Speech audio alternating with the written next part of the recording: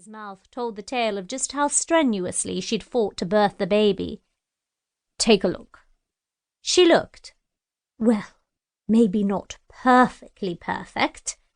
He's red and blotchy.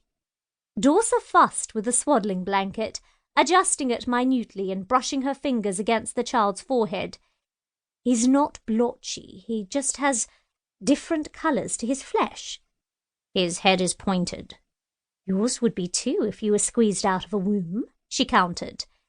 He raised his brows. I know you think I was born of the Lord of the Underworld, but my mother tells a different story. Then your criticism is null. In time, his head will become as round as yours. Israel considered his son, now nestled against his mother. He's not very attractive, is he? You are lovely, and I've been told I wouldn't cause a maiden to lose her supper upon viewing me, and yet our child is not like either of us. Dorsa struggled to speak for a few moments. Israel knew that lies did not come naturally to her, and was amused watching her find judicious words to counter his statement. He won't always look this way, she finally allowed. You needn't hold his present appearance against him. He's been through a lot in the last hour, and one doesn't look one's best after a battle. You always do, he said, shifting his gaze up to her face. You emerge from even the hardest fight, looking as if you could do it all over again. She gave a half shrug, but he saw one corner of her mouth curl up in acknowledgement of the compliment. That's different. I am a warrior. And he is my son, is that what you're saying? Now you are reading an insult where one was not intended. Dorsa countered quickly.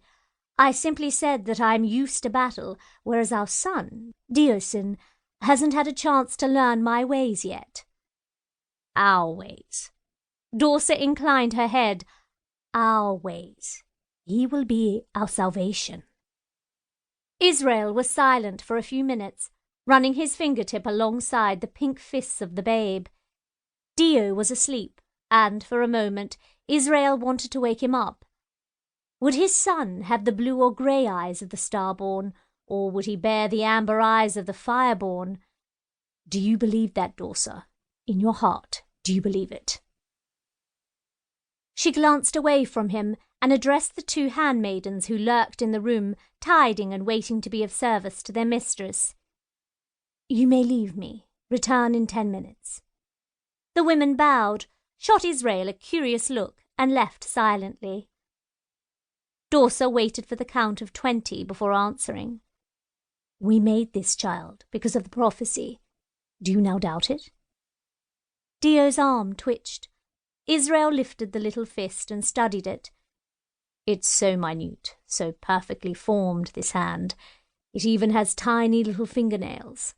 And yet it's almost impossible to believe that this blotchy, red-faced little frog could be the one person to bring peace to Alba.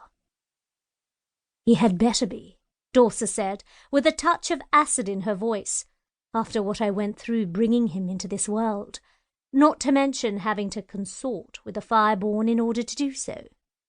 Israel was annoyed for a moment, but decided that she had earned the right to make a few digs at his expense. You aren't my first choice for a life partner either, my sweet. She grimaced at the endearment, as he knew she would. Then it's a good thing we are not wedded, isn't it? He leaned close and kissed the tip of her nose. You may not like me any more than I like you, but that doesn't mean you didn't enjoy the making of this babe. Sexual pleasure is hardly a fitting topic of conversation, she said primly, but the corner of her mouth twitched again. The future is.